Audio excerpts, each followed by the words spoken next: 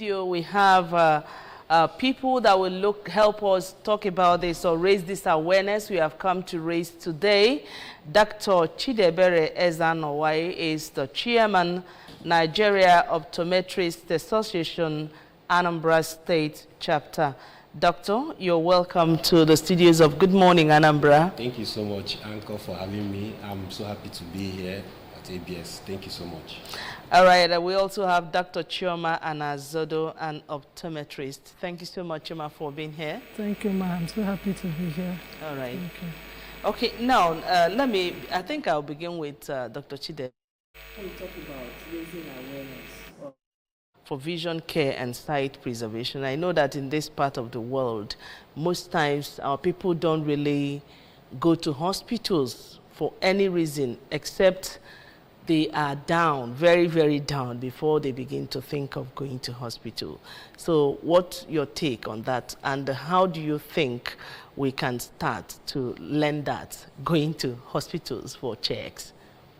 Okay, thank you so much once again for having me. That's one of the reasons why we came to be more like an information giver to the society. So as Nigerian Optometric Association, we believe that creating awareness for the populace is very paramount to our work, not just as clinicians in our workplaces, but also as public health care advocates. So World Sight Day is a yearly or an annual program which has been mapped out by the International Agency for the Prevention of Blindness and World Health Organization for us to focus on everything that concerns eyes. So, and this year's theme is Love Your Sight. We are focusing on the children, that's vision for children, so to speak.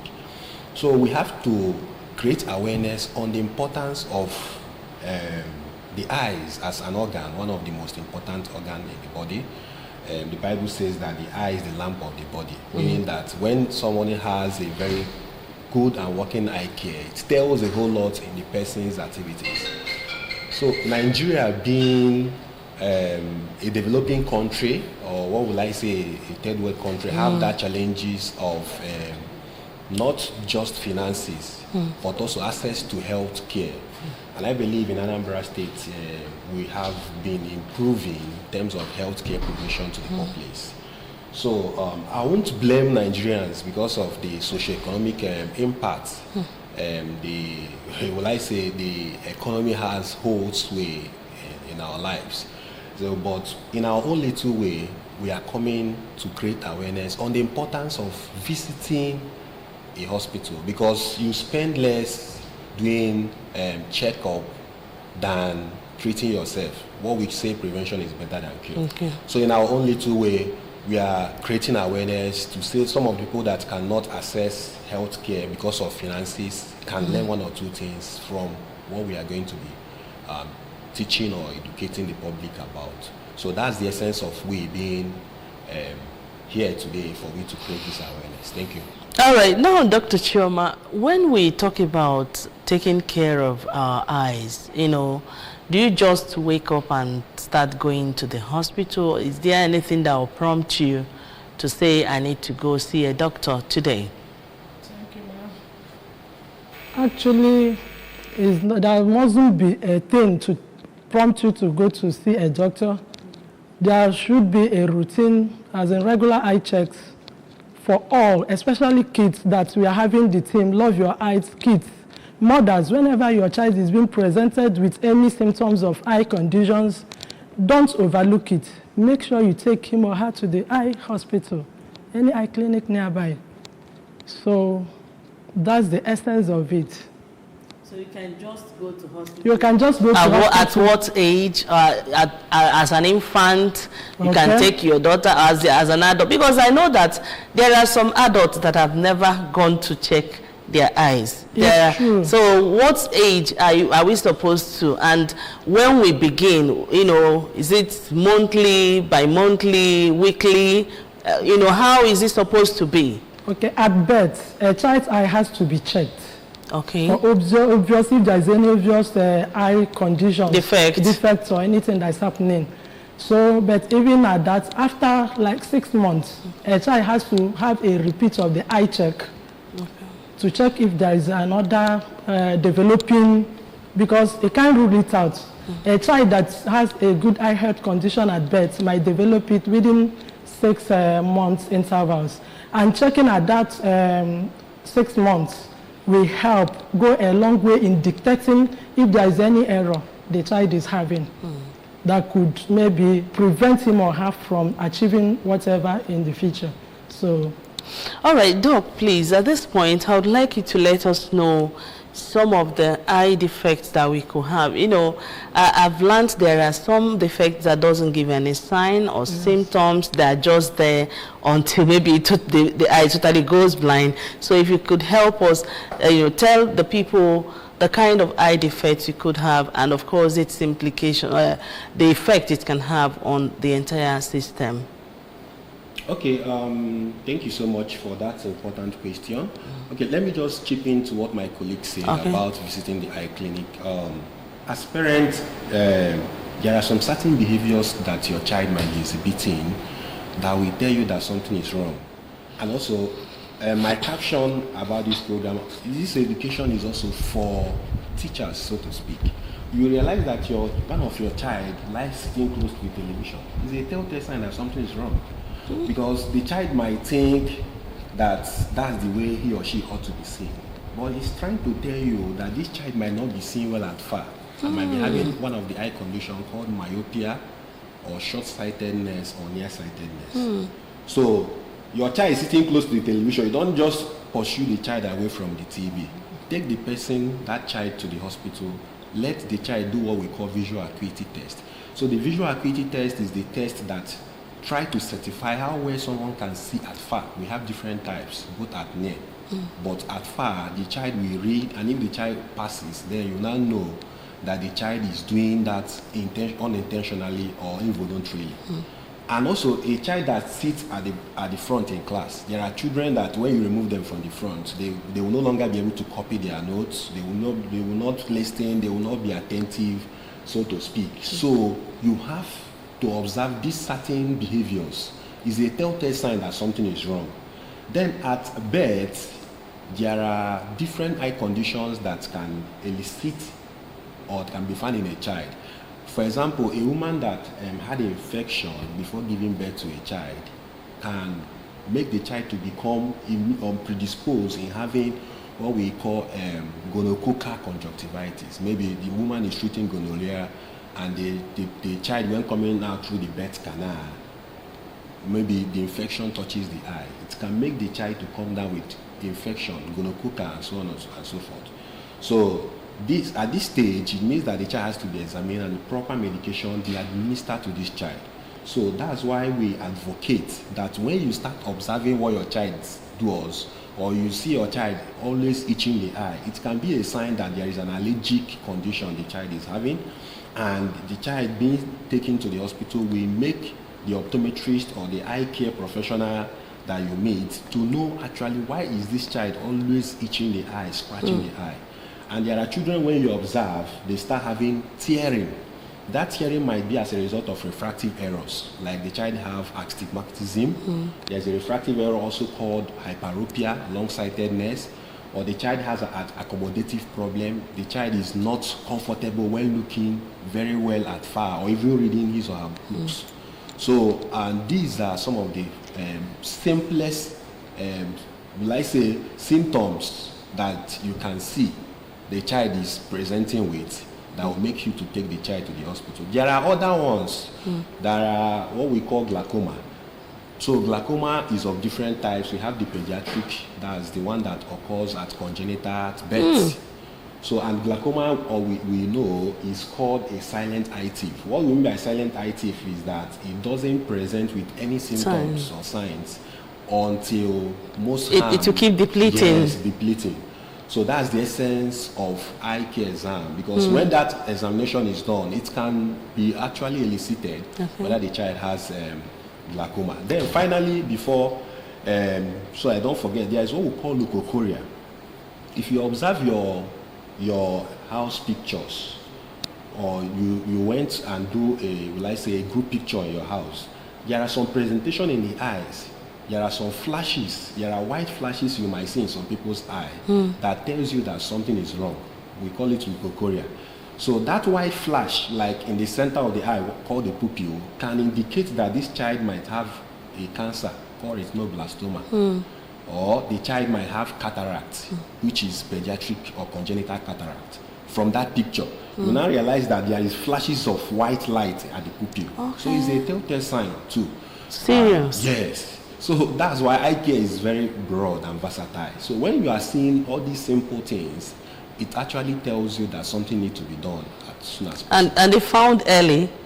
Definitely they are. Okay, if found early, something could be done to most of them. Definitely. All right, now we know that the WHO set out this second Thursday of October every year as World Sight Day, an opportunity to highlight the importance of protection or protecting our eyes. Now, I want us to, really talk about the best ways to protect our eyes, maybe from birth, as an adult, and as people that do some jobs that expose their eyes to some things that are not healthy, and so on and so forth. Doc, please. Okay.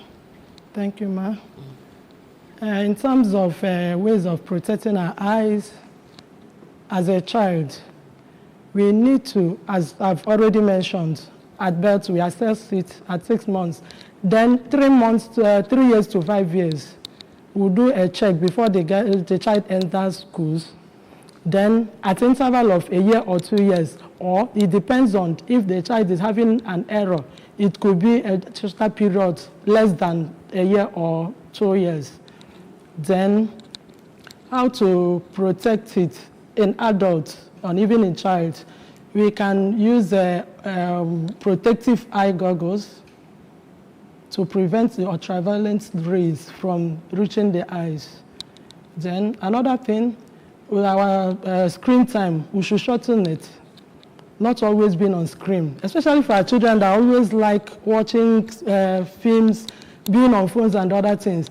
Even if they are to, you have to teach them. There's something we call Rule 20-20-20. Ask them to, what it entails is, if they look at something or read or visit at anything for 20 minutes, they should look at something at 20 feet. And that could be reason why TikTok, there's something TikTok did. Okay. If you're on TikTok, yes. TikTok will automatically shut you out if you have stayed for some... Yes. You notice that? Yes. Okay. So if you have stayed, you look at something at 20 feet for 20 seconds before you continue whatever you're doing. You understand? So there are other things that we need to do.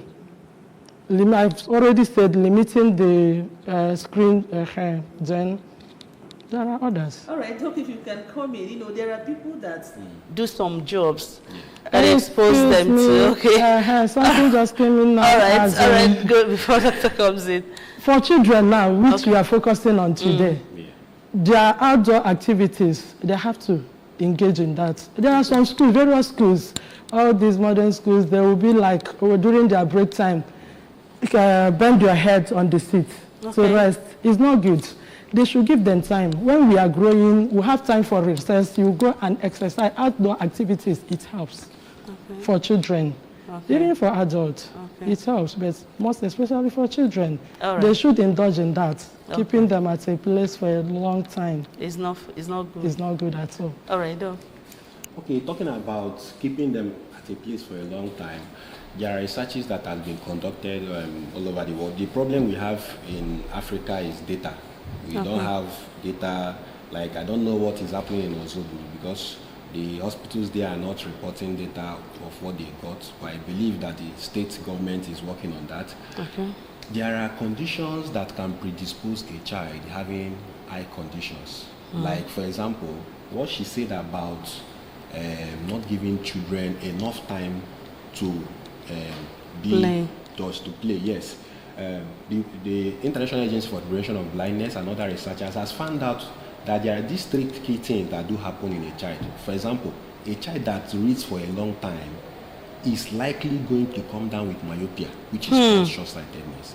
That's why they say most of us that wear glasses, even in medical school, we wear glasses because we read often. Okay, so a test or a research that was conducted in Asia found out that about 70% of Singaporeans, that's people that are from Singapore, have issues with myopia because they spend too much time on their phones, doing tech works and so on and so forth. So too much time is very, very bad. Even if you read, you rest. Then lack of sun, lack of outdoor activities can also make somebody to have myopia. People don't know that. Yes, you can come down with short-sightedness when you have reduced sunlight exposure to the eyes. Then there are also genetic modifications of what can predispose. For example, if you are a twin, it's very possible that if one of the twin is having an eye problem, like short-sightedness, one of the twin can also have that. I'm looking at it because I'm a twin. Yes, and also, if your parents wear glasses, okay. Yes, there are high percentage chance, there are 60% chance that 2 or 3 of the children in the family can also come down with refractive error of why the parent is wearing glasses. I'm not talking about reading glasses. There are glasses that we use to read because of age. So I'm talking about people that have short-sightedness when they were quite younger. So it can also make their child to come down with myopia and so on and so forth. What do you do? There are different stages of growth in the eyes. At 1 month, which we call the infant stage, you are expected that your child's eyes react to light. If they shine light on the eyes, the eye is expected to react. But if you now notice that your child's eye is not doing that, it's a sign that there is a problem.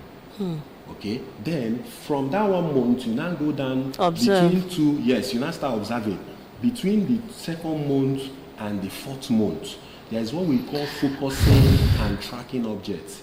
If a child sees something that is like a light going around the eye, the child follows that light at that stage. So if you notice that your child, even if light is shone across the eye, and your child is not responding to that light, it means that there is a problem. You have to report to the eye clinic. Then 5th to the 8th month is the stage that the child start having development we call the eye starts getting 3D vision. The child will now recognize the mother's face, whether the mother is black, whether the mother is white, whether the mother is any color. The child will now recognize. And how is the shape of the mother's face? The child can now reach out for the breast at that 5th, and you don't need to put the breast because of the stage. Then if you now realize that your child is not doing all that, it means that there is a problem. You have to take the child to the hospital for the eye to be examined. And that stage, the child is supposed to be seeing colors. Red, black, and so on and so forth. Then the final stage is the 9th month to the 12th month. At that stage is when the child now starts grabbing anything that you give the child grips and grab. So if you now notice that if you put something in your child, you know there are some newborns, or not newborns, some children, when rice enters their hand, it's not going to live again. It shows that the eye-hand coordination is actually functioning effectively because it's what the child sees that the child can grab. Okay. So these stages are very paramount that we educate the mothers. When you now notice that your child is not grabbing anything, your child is not even recognizing you, your child is not responding to light and so on and so forth, it shows that there is a problem. Then the protective aspect, as my colleague has rightly mentioned, apart from the go-go, you have to minimize screen time. Then another thing that people does is they have to limit how they do self-medication. It's very bad. That your child is having conjunctivitis does not mean that you just go to pharmacy and buy eye drop. Remember, there are some eye drops or medication that are contraindicated in children because children are divided into 5 categories. Before I forget, there are people that we call the infants. We have the newborn first. The newborn are from 0 months to 1 month are newborn. So anybody that is within this month range is called a newborn. Then from 1 month to the 12th month, that's when you now say that somebody is an infant. Okay, and that person that is an infant cannot use certain eye drop. For example, there is this eye drop called chloramphenicol. It has been abused over time, and that chloramphenicol has been discarded by WHO because it can cause bone marrow issues. It can cause different issues for a child when the child grows up. So the first stage is the newborn, 0 to 1 month. The second stage is the infancy stage, which is from 1 month to the 12th month. Then we now have the toddler. Toddler is from 1 month to 2 years. 1 year. Yes, 1 year. That's 12 months now to 2 years. Toddler is that time the child will now be start crawling. Okay, I think you hold it there. Yes. There's something I asked you that you will still give me the answer. About how people that do some jobs that risk their eyes, how they can protect it, but that will be after we return from break. The program is still Good Morning Anambra. We are looking at our sight, how to care for our sight. And at this point, we take a very short break. Let's feel the pulse of the masses. We'll be right back. Don't go anywhere.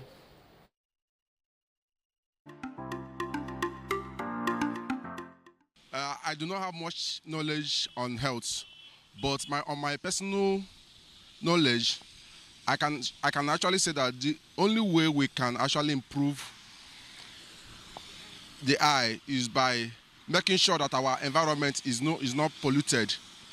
We reduce the emission of carbon dioxide from the circulating through our environment, and also by making sure that we eat right, because most of the food we eat are very, very good, are very, very bad to our health. We should reduce the way we consume some food that are not healthy, like taking much of garris and so many of those kind of food. To make sure I take good care of my eyes and protect it from dangers is one. I make sure I don't touch my eyes with my dirty hand or dirty fingers. I make sure, let's assume I want to wash my face. I make sure the water is not contaminated. I make sure the water is clean before using it to wash my face. Another one is I should avoid the dusty area. I make sure that in every environment I'm staying at will be very clean, to be dust free, because dust affect the eyes. Again, the one that is so important nowadays is phone. We make sure that our phone is on eye care. Many people don't know about this, but when you open your phone or someone around you, ask the person to teach you, you will see it. That place they draw something like sign of eyes. So when you click it, it will mark like something like cross like this. That's you blind it, a kind of. When you click it again, it will open. So you make sure that you blind it. And when you look at your screen, you see that the screen will be dimmed. We make sure that we go to hospital. You can see me with the eyeglasses. I'm not just putting it for fancy or for guy. I get it from eye clinic. So, and I'll be doing my checkup at least 3 times a year for 4 months. So it's important. Okay, mmadụ kwesịrị I protect anya and imi. Ibe ka mmiri zobe ma ọ bụ oke ikuku nwa kowe. Onye ahụ kwesịrị ma because mmiri baba mmadụ n'anya ma ọ bụ oke ikuku. O nwere ike I cause anything from anya. Ibe ka ọ na ebido sụpụta ya n'anya and so on. You see? So all ibe nwere ike ikwu. One of the ways in which we can care and take care of our eyes is by, first of all, we should ensure that our eyes is being washed every day. That is our face. And we ensure that maybe our hands should not always be in our eyes. Like we should not use dirty hands in cleaning our eyes. And also we should try as much as possible to maybe eat something that is good, that is healthy for our eyes. I think these are some of the ways in which we can care for our health on a daily basis. But as time goes on, maybe in 2 months or 1 monthly or 3 monthly, you can maybe go for eye checkup to know how or the state of your eye is, whether it's still very effective or maybe there's anything wrong with it.